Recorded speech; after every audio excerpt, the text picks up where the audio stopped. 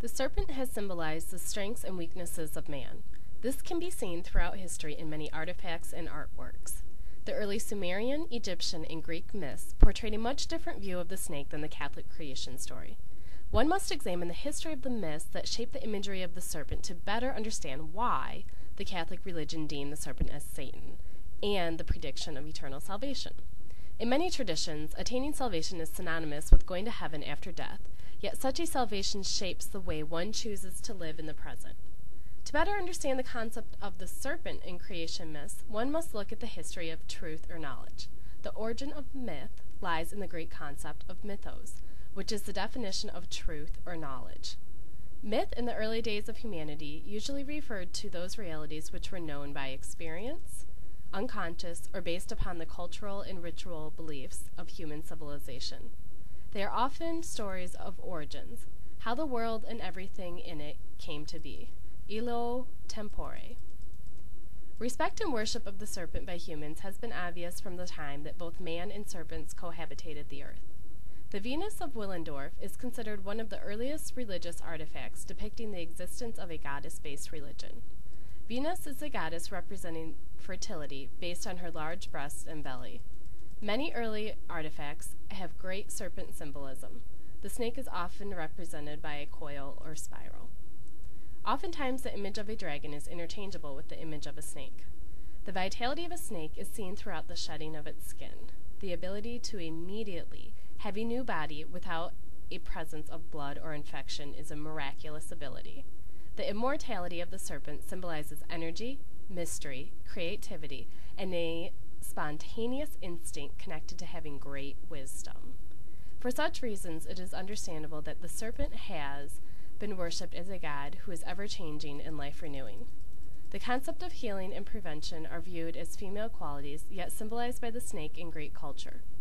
Asclepius was the god of medicine. His staff was intertwined with a serpent, and the serpent intertwined caducus is the symbol of today's American Medical Association. Among Asclepius's offspring were Hygiena and Panacea, the goddess of health and healing. The word hygiene derives from the same word as hygiena does. Hygiena represented the principles of prevention, sanitation, nutrition, and healthy living. Hygiena represents the gentle principles of feminine-orientated medicine. The ancient myth of Gilgamesh came from the Sumerians. Gilgamesh is in search of the meaning of life and the quest of eternal life. There existed a plant of eternal life that lay at the bottom of a lake. He retrieved the plant and tried to regain his strength. While preparing himself to become immortal, a snake on shore slithered over and ate the plant. The snake then became immortal, and Gilgamesh died. The creature took from Gilgamesh the opportunity to acquire immortal youth, and was capable of shedding its old skin. The symbolism proves that the Sumerian people not only honored the serpent, but also viewed it to have immortal divine qualities. The presence of the serpent is also honored in ancient Egyptian culture.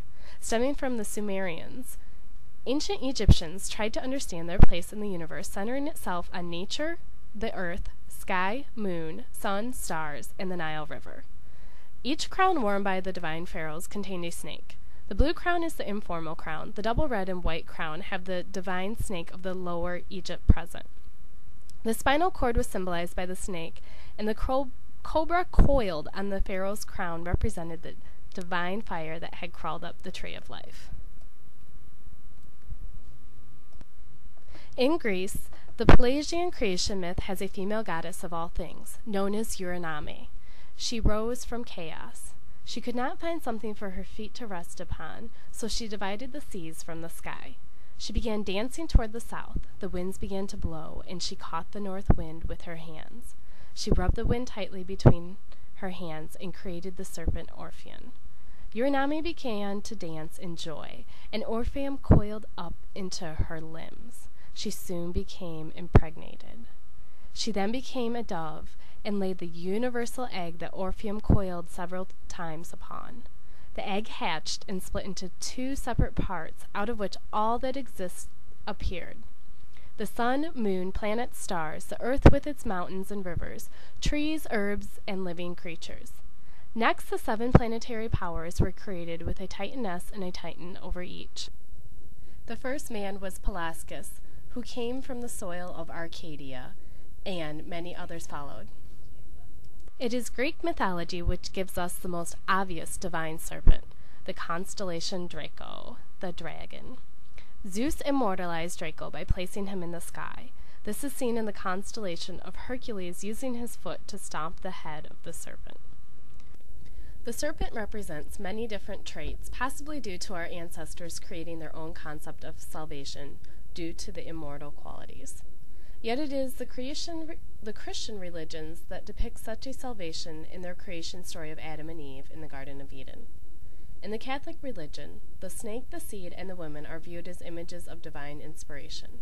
The Bible teaches in Genesis chapters 1 and 2 that on the 6th day of creation, God created the first man, Adam, out of the dust and breathed into him the breath of life. He then placed Adam in a deep sleep, removed one of his ribs, and made Eve, the first woman. Apparently man was created last because he is in the highest expression of God's creative genius, being in the image and likeness of God, and all other created things were merely preparations for man. Adam and Eve were placed in the Garden of Eden, where there were 2 significant trees, the tree of life and the tree of knowledge of good and evil. The parents of the human race fell when the serpent Satan seduced them to ignore God's commandment and eat an apple from the tree of knowledge of good and evil. They were then exiled from the Garden of Eden and denied access to the tree of life. The calamity of death, both natural and spiritual, fell upon the entire human race as a result. The woman and her seed are crucial to redemptive history as Mary and Christ. The serpent is transformed to the root of all evil, no longer being viewed as a life-giving force. The Catholic Church teaches that Christ did crush the serpent's head through his death on the cross. Mary crushed the serpent through the birth of her son, as well as her aid in her son's mission. The snake is portrayed as an end to the possibility of eternal life for man. This is a similar theme to the story of Gilgamesh, as well as the Greek guardian of the underworld. Just as there is a conflict on the natural level between all mankind and snakes, there's also a conflict on the spiritual level between mankind and the devil. It is to my understanding that motifs and characters in Genesis, Adam, Eve, God, and the serpent, are adaptations and transformations of characters and events occurring in earlier Near Eastern myths. The question is whether the different roles are portrayed by the nature of the human and the divine relationship in both the ancient Eastern symbolism of the snake as well as the Catholic Church's view of the satanic snake. In Genesis, God speaks and things are created. Light from the sun, moon, and stars, land and vegetation, animals, and finally man.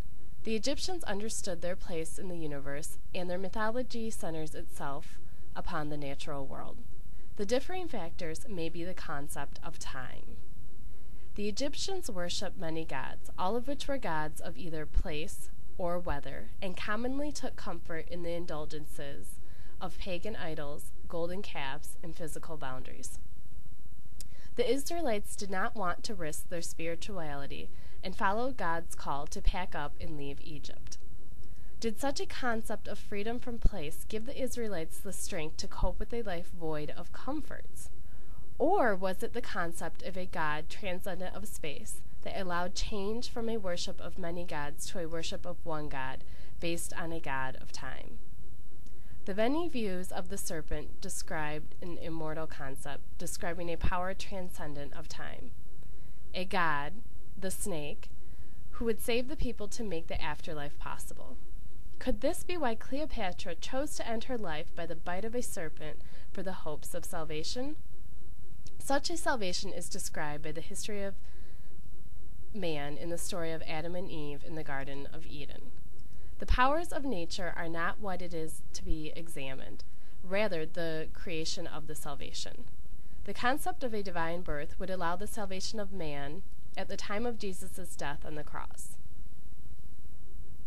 Were our ancestors looking in the right direction for guidance as to how to live a fulfilling human life, and is it up to our time on earth to decide what type of salvation we choose, transcendent of time?